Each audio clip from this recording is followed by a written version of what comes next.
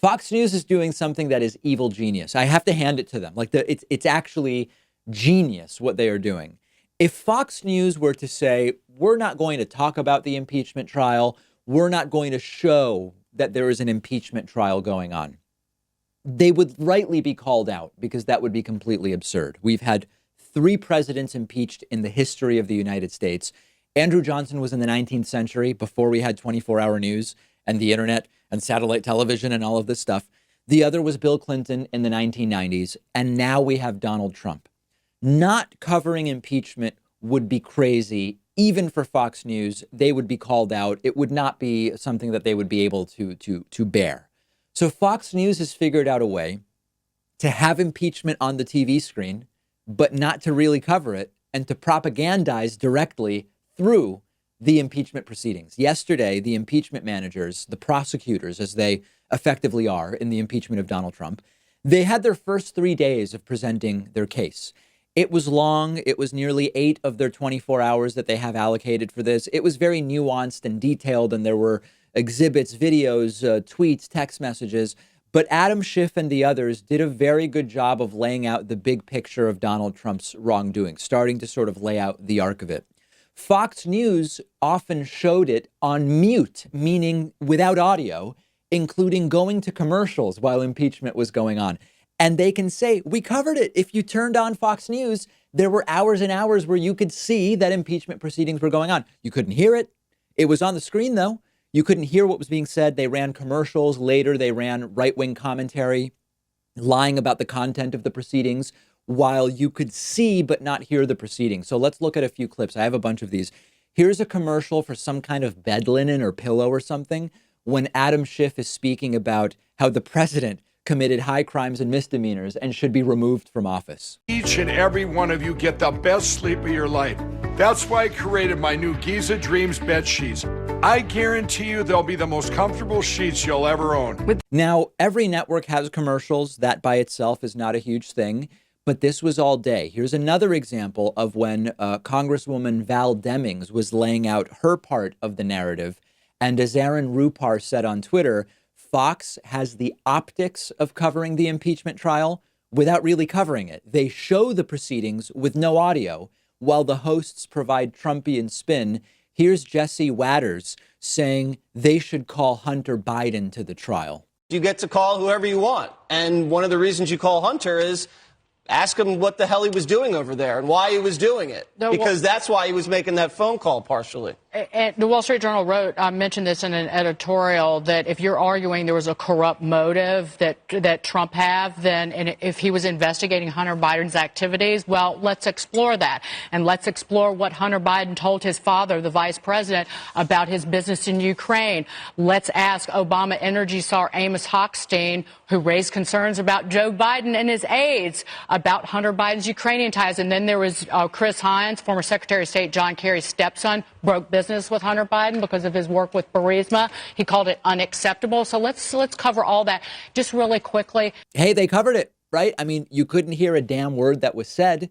You could only hear pro-Trump spin and conspiracy theories, but it was on the screen. You could see Val Demings moving her mouth there. Then at night, mind you, this was still while the proceedings were going on because they went from about 1 to nearly 9:45 p.m. Eastern time.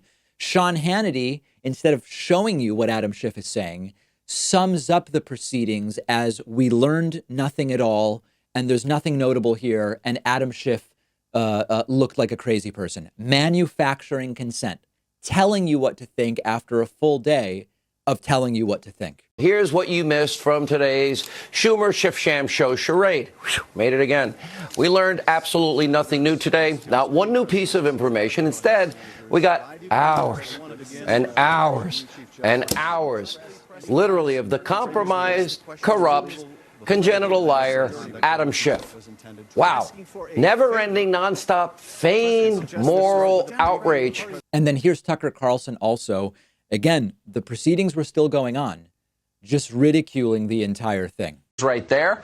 The Senate impeachment trial is still going. It's been in progress all day. They would be forgiven if you didn't watch every single minute of it. Imagine a movie written and directed by children whose ending you already know. And by the way, it's 20 hours long. in Hungarian with misspelled subtitles. That's what it's like. We've been monitoring it anyway all day because that's what we do, and we'll alert you if anything interesting happens during this hour. So understand, you could watch Fox News all day, and in some technical sense, you'd be watching the impeachment trial, except you would have heard commercials for My Pillow instead of Adam Schiff. You would have heard Jesse Watters and Deegan McPowell talk about we got to get Hunter Biden to testify, as if that's what this is really about. And then you would be able to finish out the day with Tucker Carlson and Sean Hannity spoon feeding you that you didn't miss anything. All the impeachment managers are making fools out of themselves, and there's nothing to see here whatsoever. These are full-on propaganda tactics, okay? This is how you end up with people who say, Trump did nothing wrong. Did you watch the trial, though, you would say to them? And they'd say, you know, I did. I watched the trial. But did you hear anything that they said, or did you see Adam Schiff's mouth moving while Tucker Carlson and Sean Hannity told you there was actually nothing to see here? Well, no, I guess I watched it, but I didn't really hear anything. But Trump definitely did nothing wrong. It's a very sad state of affairs. And it's part of reinforcing when Republicans ultimately vote to acquit, everybody will feel, Trumpists, I mean, that they did the right thing. A Fox News viewer, on the day that the acquittal of Donald Trump happens, they will hear Trump was acquitted, and they will think back to, you know, I remember watching on Fox News, and I didn't hear anything damning about Donald Trump during the trial. Well, Fox ran it on mute while their commentators told you that there was nothing to see here. And then they'll think, yeah, the Republicans voted the right way because I don't remember hearing anything very damning about what Donald Trump did. Manufacturing consent. It's out of a textbook. And the story of how right-wing media is handling this is a huge part of the story. And when the history of this is written, I hope that's included. With Andrew Johnson's impeachment, of course, the technology wasn't there to manufacture consent in this way. With Bill Clinton's impeachment, well, that was the impeachment of a Democrat. So the rules are completely different when it comes to how right-wing media will cover it. And of course, we didn't have social media then like we do now. This is a huge event for the United States of America in and of itself. But the manufacturing of consent, the media narratives, the spin are a huge part of it. And we can't forget that. Let me know what you think about how Fox News has been covering this. I'm on Twitter at @DPakman. Follow me on Twitter at @DPakman. And let me know what you make of how the right has been covering the impeachment of Donald Trump. So you're someone who enjoys thinking about politics, you love learning about countless other topics, but you just don't have enough time in your week to read or listen to all the books you've been meaning to get to. Blinkist is an app that will completely transform the way that you absorb information and ideas, because what they do is take thousands of nonfiction books, extract the most important insights and information, and then present each book to you as text or audio, which you can consume in just 15 minutes. Imagine how well-rounded you will become once you have the ability to read 5 books in one sitting or listen to a new book on your commute every day. Obviously, we should read the full versions of books whenever we can. It's what I try to do.